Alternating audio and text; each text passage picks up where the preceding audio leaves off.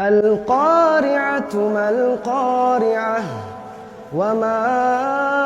أدراك ما القارعة يوم يكون الناس كالفراش المبثوث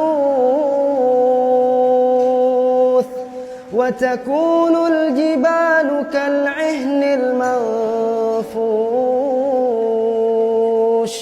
فأما من ثقلت موازينه فهو في عيشة راضية وأما من خفت موازينه فأمه هاوية وما أدراك ما هي نار حامية